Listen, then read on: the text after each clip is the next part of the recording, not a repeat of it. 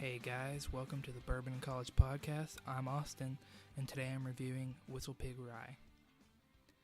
Now, first let me explain ryes a little bit.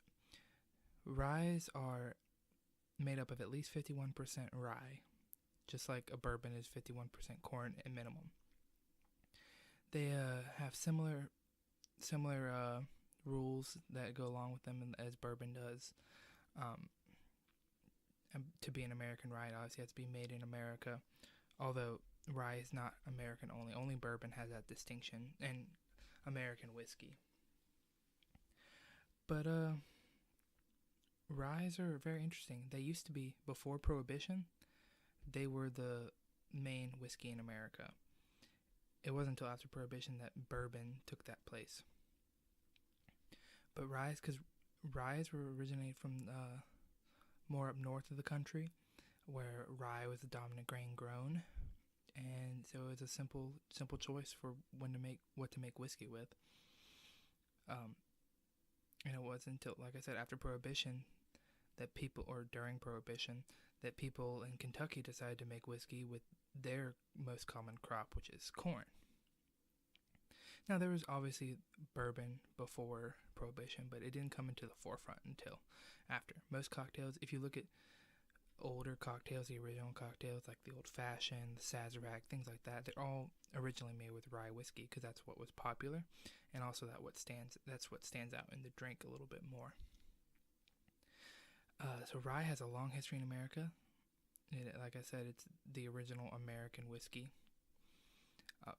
It's a totally different flavor. Just like in a bourbon, how there's high rye bourbon and high wheat bourbons, how you can tell a difference in spice. Imagine that tenfold in a rye whiskey. But even within ryes, even though they've fallen down in popularity in recent years, they're really interesting, and they bring out a bunch of different flavors and different textures, even just like a bourbon would. So enough about ryes in general. Let's talk about this rye. So this is the Whistle Pig 10-year rye. This bottle itself is a store pick from my favorite store in Baton Rouge, Calandro's. If you're ever in Baton Rouge, go check them out.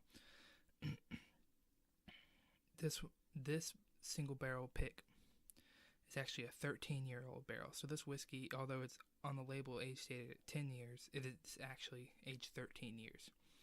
That's a huge difference between this barrel and Whistle Pig in general.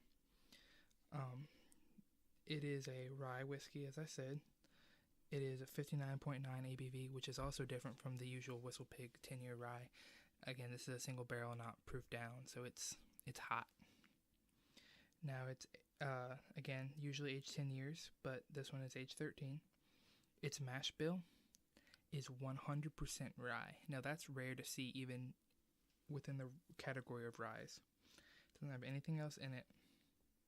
Just rye, all rye. So Whistle Pig is very interesting. They started with sourcing Canadian rye whiskey and aging it themselves. They like to say they saved the whiskey from Canada. But they did this with the intention of growing their own rye. They were growing their own rye. They're distilling their own product now, and they are aging it. They're waiting for it to come of age. They are going to be a single estate distillery. They are going to grow their own crops. They're going to grow their own trees to make their own barrels, even. Go as far as make their own barrels. And as well as distill their own product, age their own product. So that's going to be insane when they get that all up and running. They're doing it in segments. Like I said, they started with sourcing. And spoiler alert, they're doing some great things even with sourcing. This bottle itself ran me about $75. It's expensive. It's the most expensive whiskey I have currently. Now, that being said, I have some whiskeys that if they were full size, they would be more expensive, but they are mini bottles. And that's specifically in my Scotch area, but that's a whole different story. Whistle Pig is unique. Everyone who tries it says it's completely different from any other rye they've ever had. They have a great story. They're doing great things over there. Now let's see if their whiskey actually holds up. tell you right off the bat, that 59.9% alcohol jumps out at you on the nose. It's sharp. That being said, it has a sweet vanilla note, kind of akin to bourbon, but different. But the strongest note I get in the nose is a sweet mint, almost like a menthol or I don't want to go as far as say spearmint, but it's a sweet mint candy, not like a sprig of mint you just put in your mouth. And on the taste, that alcohol again, it's hot, but it's not overbearing. It does not take away from the flavor. Definitely get that sweet spearmint on the taste.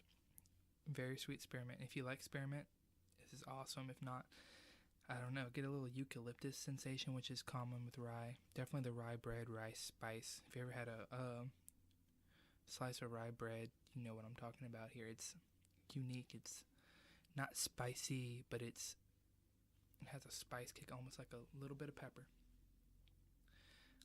And on the finish, I get eucalyptus and oak. It's a unique bourbon. Rye. It's a unique rye. The only other rye I've actually had is the Sazerac rye, which I'll be reviewing soon. It's night and day difference. Not that one's better than the other necessarily. I'll get to that later. But this is like nothing I've ever had. It's like a peppermint ice cream without the cream. Like a peppermint Italian ice almost, or spearmint. But it's also got a sweet vanilla note in it. A little bit of caramel, but not near as much as you'd get in a bourbon.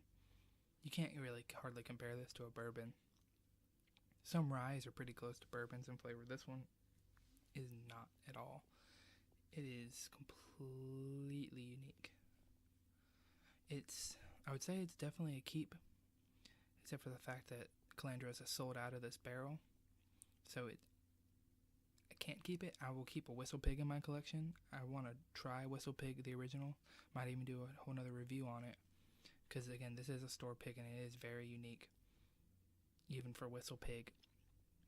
But I've had Whistle Pig, the regular Whistle Pig, in bars, and it's pretty similar. There's some differences, but it's got the same character as the store pick does. So Whistle Pig itself is definitely a keep. The store pick, if I could, I would keep it for sure. It's delicious. I've made old fashions with it. They make amazing old fashions. It's almost like a mint syrup in your old fashioned. Definitely not too sweet, but very, very good. Alright, y'all, that's all I got for today. It's kind of a short episode. I'm just trying to get a bunch of basic reviews out of the way so I can start comparing what I'm reviewing with other bourbons. I just don't want to compare anything that I haven't tried on the show yet.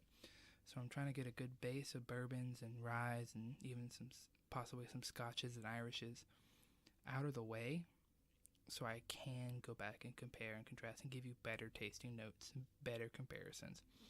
I might even come revisit some of these in those comparisons. But that's all I got for today. Again, thanks for watching. Update, the store on Etsy is now open, so if you don't want to pay monthly with Patreon, you can go buy a coaster. Soon have a few more things on there for you to buy. I design and 3D print almost everything I sell. Maybe I'll have t-shirts in the future, but not right now. But yeah, go check that out if you're interested. Thanks for listening, guys. See y'all next time.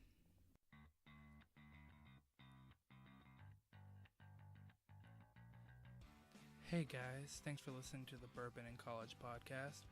If you like the show, give it a 5-star review on your favorite podcast directory. If you want to support the show, go to patreon.com/bourbonincollege, where you can pledge as little as $1 a month and get access to our patron exclusive podcast feed where I do special episodes every week.